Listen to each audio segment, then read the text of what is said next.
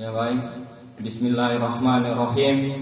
Sebagai seorang muslim, izinkan saya mengucapkan Assalamualaikum warahmatullahi wabarakatuh. Yang kedua, sebagai seorang anak muda yang lagi berjuang dalam kerangka menghapus penghisapan manusia atas manusia dan penghisapan bangsa atas bangsa, izinkan pula saya mengucapkan salam pembebasan merdeka. Baik,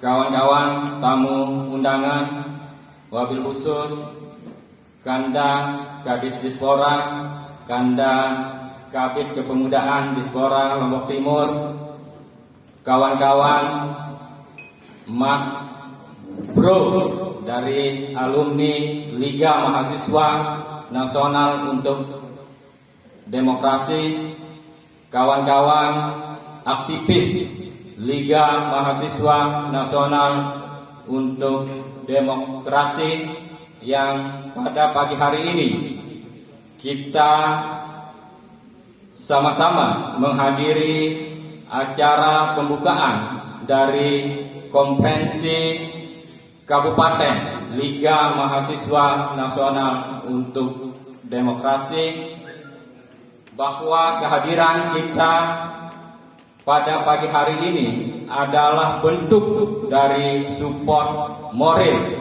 kita sebagai orang yang diundang oleh kawan-kawan LMND.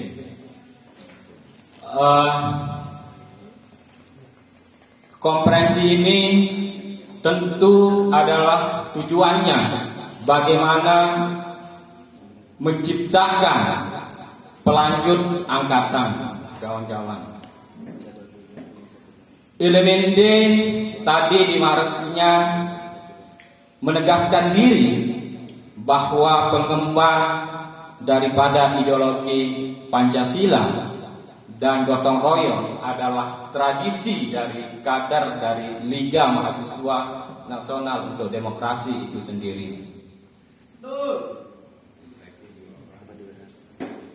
Berbicara tentang amanat yang diemban, LMND itu adalah berbicara tentang bagaimana menciptakan masyarakat yang adil dan makmur. Masyarakat adil dan makmur ini adalah tujuan kita dalam berbangsa dan bernegara, sesuai yang ditegaskan di preambel konstitusi kita, Undang-Undang Dasar 1945. Cuma lebih dari 70 tahun kita merdeka, masyarakat adil makmur itu tampaknya masih jauh, kawan-kawan. Terlebih kita yang dari LMND ini yang merupakan anak sejarah atau anak kandung dari reformasi 97-98.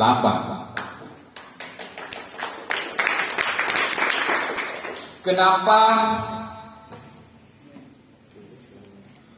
saya ingin pertegas tentang masyarakat adil makmur itu? Karena reformasi 97-98 adalah bentuk dari kemuakan kita, rakyat yang termarginalkan atau akar rumput yang terus hidup miskin. Tetapi ternyata 20 tahun reformasi pun belum mampu mengantarkan kita menuju masyarakat adil dan makmur itu. Artinya kawan-kawan, saya berharap bahwa Konferensi Liga Mahasiswa Nasional untuk Demokrasi tahun ini harus mampu merumuskan strategi taktik bagaimana mengantarkan masyarakat Lombok Timur menuju masyarakat adil dan makmur. Liga Mahasiswa Nasional Demokrasi memilih perjuangan politik adalah sebagai salah satu jalan menuju atau jalan mengantarkan masyarakat Lombok Timur itu menuju masyarakat yang sejahtera. 3 tahun sudah kepemimpinan Sukma ini kawan-kawan, yang mempunyai platform perjuangan asal masyarakat aman, sejahtera, dan adil kawan-kawan. Kawan-kawan harus mengevaluasi sejauh mana pasangan asa ini mampu menghantarkan masyarakat Lombok Timur menuju kesejahteraan, sejahtera dan aman itu kawan-kawan. Karena kenapa kawan-kawan? Kawan-kawan Liga Mahasiswa Nasional untuk Demokrasi mempunyai tanggung jawab sejarah. Kenapa saya katakan kawan-kawan LMND mempunyai tanggung jawab sejarah? Karena Liga Mahasiswa Nasional untuk Demokrasi satu-satunya organisasi mahasiswa yang mendukung pasangan Sukma secara organisasi. Kalau organisasi lain kawan-kawan, dia mendukung Sukma hanya hidup-hidupnya, tetapi LMND mendukung Sukma secara organisasi sehingga dia mempunyai tanggung jawab sejarah itu. Kawan-kawan harus mengevaluasi kebijakan-kebijakan pemerintah daerah Lombok Timur ini, apakah pro rakyat atau justru membuat rakyat hari ini hidup dalam kemiskinan.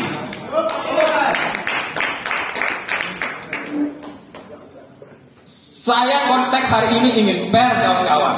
Meskipun saya sendiri oleh kawan-kawan mengenalnya sebagai aktivis yang berada dalam lingkungan kekuasaan, tetapi dalam konteks berorganisasi saya harus objektif. Tidak apa-apa kita berseberangan pandangan kawan-kawan, karena saya masih meyakini bahwa organisasilah yang akan memandu kita atau sebagai peta jalan kawan-kawan untuk kita tidak tersesat. Karena terlebih di LMND itu sangat detail apa garis perjuangan ideologi dan perjuangan politik serta arah organisasinya. Betul. Makanya saya sendiri belajar untuk tidak membuat konfrontasi dengan kawan-kawan LMND. Meskipun kadang saya berbeda jalan dan pandangan dalam satu hal. Itu tentang arah perjuangan ideologi dan politik organisasi kawan-kawan yang harus jaga. Lalu bagaimana untuk bisa mewujudkan itu kawan-kawan? Tentu sebagai seorang yang sudah berkawah candra di muka dan pernah menjadi pengurus di Liga Mahasiswa Nasional untuk Demokrasi, tentu saya juga berkewajiban untuk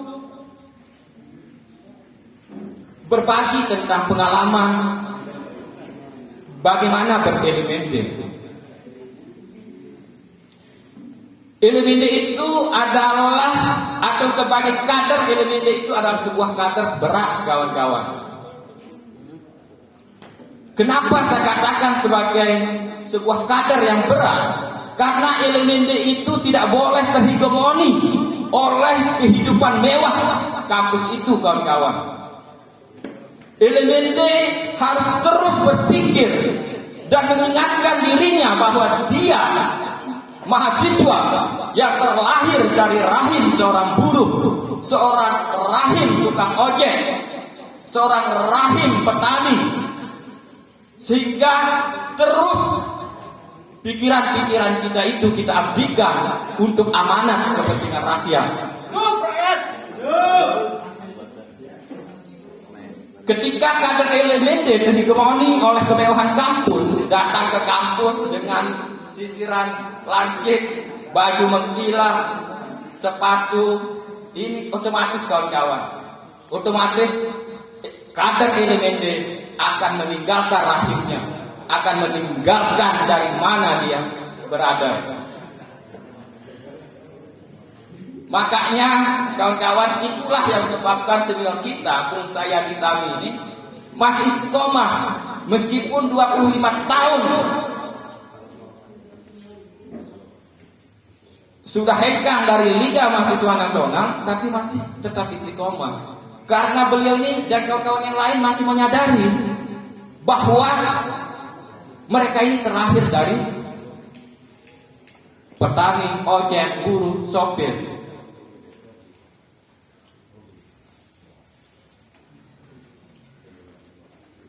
Yang menjadi persoalan hari ini kawan-kawan,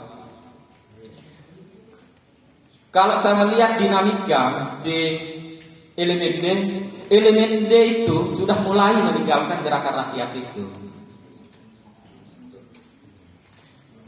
Kawan-kawan tidak membatinkan apa filosofi dari liga itu. Kalau kawan-kawan membatinkan filosofi dari liga itu, maka kader elemen D akan hidup di pasar, akan hidup di sawah, akan hidup di perbankan, akan hidup di mana-mana.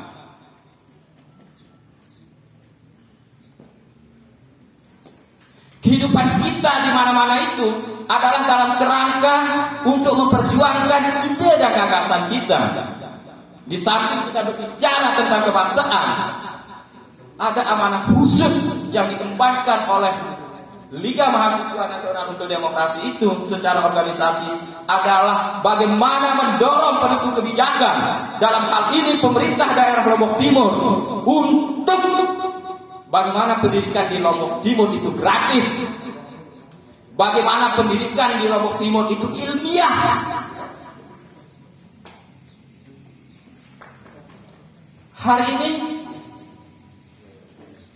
kawan-kawan bisa ukur seberapa intervensi pemerintah daerah Lombok Timur untuk pendidikan kita, terutama dalam konteks bagaimana bersekolah dengan biaya gratis. Kalau tidak mampu gratis, ya minimal murah lah kawan-kawan. Artinya perjuangan ini masih panjang kawan-kawan, masih sangat panjang. Kawan-kawan alumni hanya 1-2 yang mampu melanjutkan pendidikannya ke S2. Saya pun coba ingin membatinkan juga, karena setiap mau pembayaran semester, saya coba di kotak sana sini sama kawan-kawan yang aktif, kan kesulitan untuk membayar SPP. Harusnya ini tidak boleh terjadi ketika kita memang terus istiqomah untuk melakukan atau mengorganisasi gerakan-gerakan rakyat, mengepung pemerintah daerah untuk menuntut pendidikan gratis dan ilmiah itu kawan-kawan. Dan saya berharap kepada kanda-kanda pejabat di diaspora ini bahwa atas kehadirannya hari ini tentang bagaimana tentang isu pendidikan ini direspon serius. Karena mustahil kita akan berbicara tentang masyarakat Lombok Timur yang asal ketika sumber daya manusia kita masih terbelakang kawan-kawan. Saya sedikit untuk lanjut ke tema gerakan sebagai support gerakan moral kami dari alumni, bahwa membangun arah baru organisasi yang solid kawan-kawan.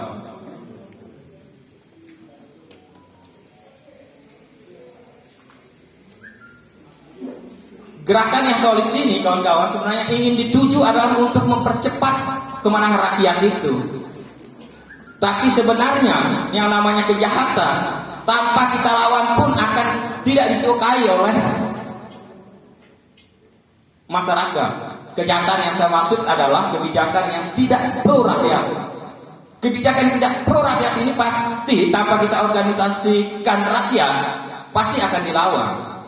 Cuma kan tugas kita sebagai kaum terdiri, kaum yang ilmiah, kaum yang terorganisir adalah mempercepat dari kemenangan-kemenangan rakyat itu.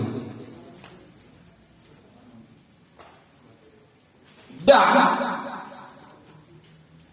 saya masih berkutat ke organisasi yang solid ini kawan-kawan. Saya ingin tekankan ke kawan-kawan bahwa elemen ini sebenarnya tanpa disolidkan, secara alamiah nanti akan solid. Kenapa saya katakan demikian?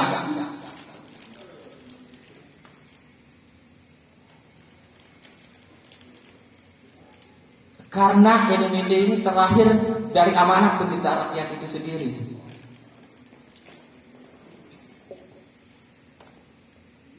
Makanya LMD itu meskipun di zaman bagaimana kediktatoran Soeharto, dia tidak bisa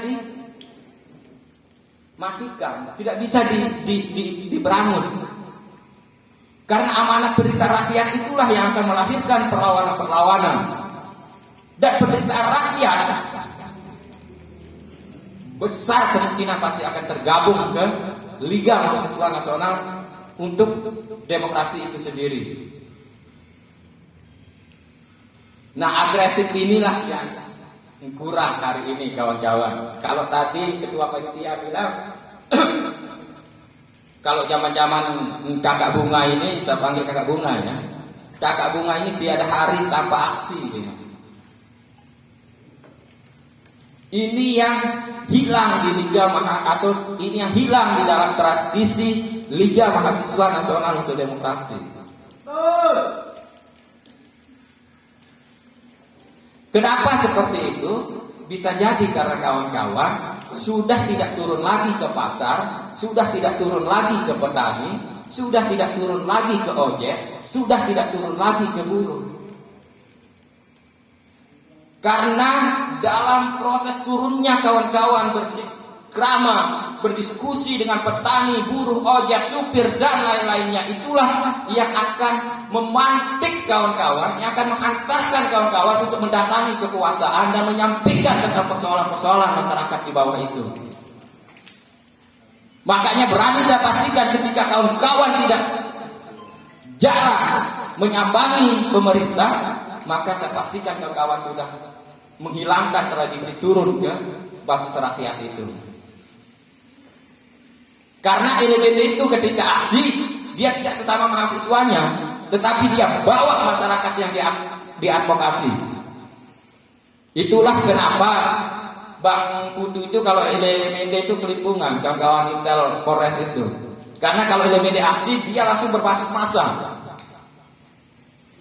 Ketika dia berbicara tani, dia bawa petaninya, bahwa petani ini butuh traktor, butuh pupuk dan lain sebagainya. Ketika LMD berbicara agraria, ya LMD membawa masyarakat yang lagi berkonflik tentang agraria itu. Sehingga itulah kenapa Bang Putu itu kawan dari Polres ini agak kelimpungan kalau LMD aksi, karena yang dia bicarakan adalah fakta, kondisi objektif masyarakat saat itu. Artinya kita tidak mengawang-awang, kawan-kawan. Nah, mengenai tentang tadi curhatan kawan-kawan panitia bahwa LMD tidak punya sekretariat. Kalaupun kawan-kawan tidak bisa dibantu oleh pemerintah daerah, kami dari alumni siap turunan kawan-kawan.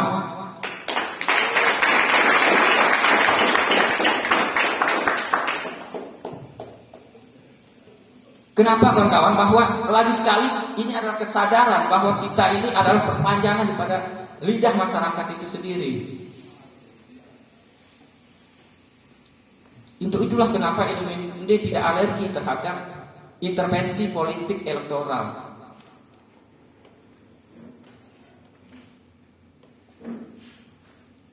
Dan yang terakhir kawan-kawan, bahwa di statuta Liga Mahasiswa Nasional untuk Demokrasi itu yang kawan-kawan tidak boleh hilangkan dari pikiran bahwa tentang kepeloporan. Di statuta kawan-kawan sudah jelas bahwa ditegaskan bahwa kepeloporan itu adalah garis-garis perjuangan dari Liga Mahasiswa Nasional untuk Demokrasi. Artinya kawan-kawan harus terus mengupdate tentang isu-isu baik situasi internasional, situasi nasional maupun situasi daerah sendiri. Karena LMD dalam pisau bedahnya menggunakan 3 analisa itu.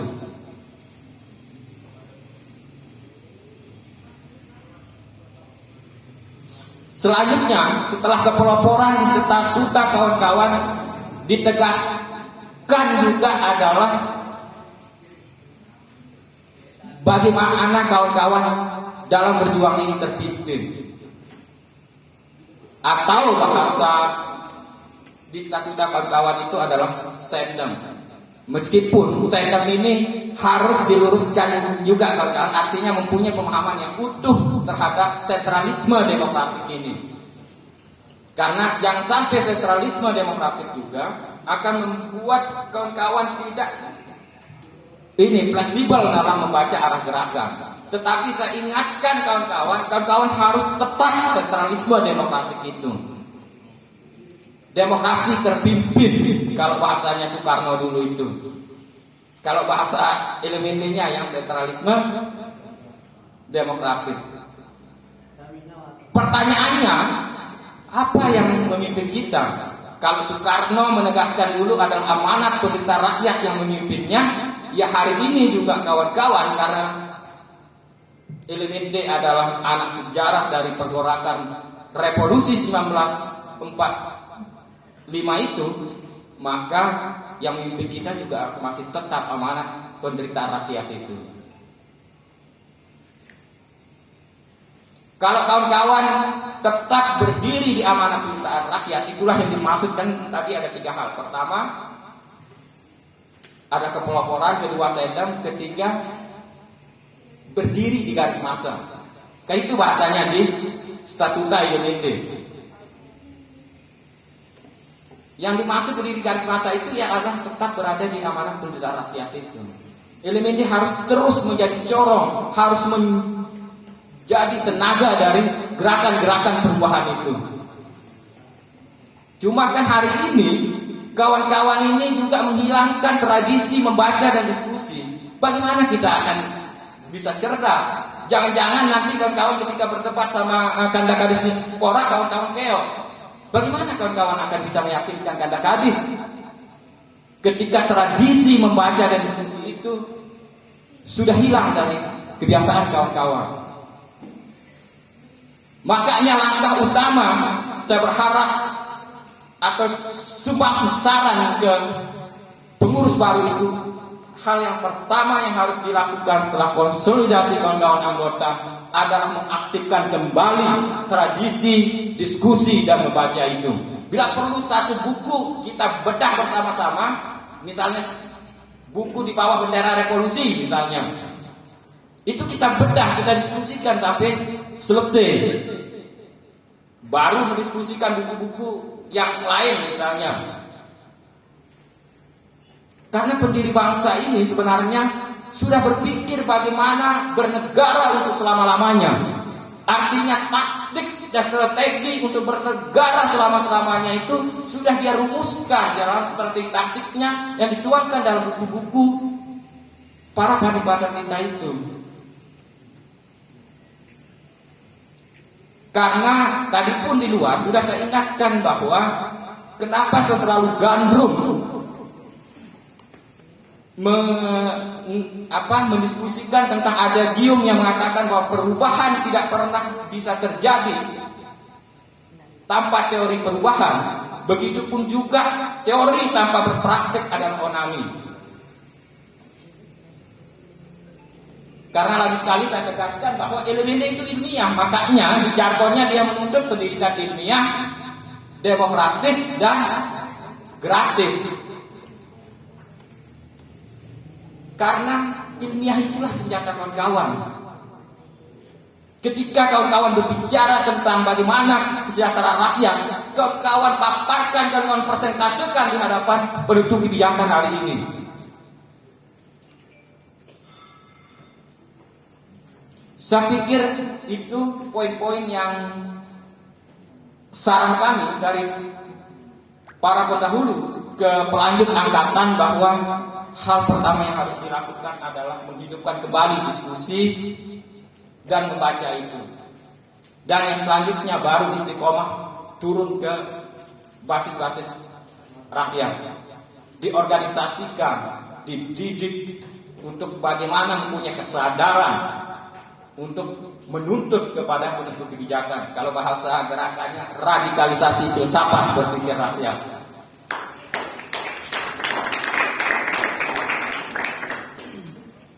Saya pikir itu kawan-kawan, ila akhir cukup sudah jadi bangsa kuli, bersatu bangkit jadi bangsa mandiri. Dengan otak kita menata, dengan mulut kita bicara, dengan raga kita bekerja, dan dengan hati kita berdoa. Wallahul muwaffiq ila aqwamit thoriq. Wassalamualaikum warahmatullahi wabarakatuh. Hidup rakyat! Baik kawan-kawan, sebelum saya akhiri, saya minta kita sama-sama untuk menyatukan tekad untuk melakukan sumpah rakyat sebagai bentuk keseriusan kita ke depannya, kawan-kawan. Saya minta tanpa terkecuali dengan hormat untuk berdiri, kita sama-sama kembali menegaskan komitmen kita berpihak kepada rakyat. Tanpa terkecuali, kawan-kawan acungkan tangan kiri ke atas. Dengan hormat Kanda Kadis, tanpa harus kita berdebat. Ya, ikuti kawan-kawan. Sumpah rakyat Indonesia. Sumpah rakyat Indonesia. Kami rakyat Indonesia bersumpah. Kami rakyat Indonesia bersumpah. Berbangsa satu. Berbangsa satu. Bangsa tanpa penindasan. Bangsa tanpa penindasan. Kami rakyat Indonesia bersumpah. Kami rakyat Indonesia bersumpah. Bertanah air satu. Bertanah air satu. Tanah air yang gandrung akan kebenaran dan keadilan. Tanah air yang gandrung akan kebenaran dan keadilan. Kami rakyat Indonesia bersumpah. Kami rakyat Indonesia bersumpah. Berbahasa satu. Berbahasa satu. Bahasa tanpa kebohongan. Bahasa tanpa kebohongan. Hidup rakyat. Hidup. Hidup mahasiswa. Hidup. Baik kawan-kawan, terima kasih. Dimohon duduk kembali.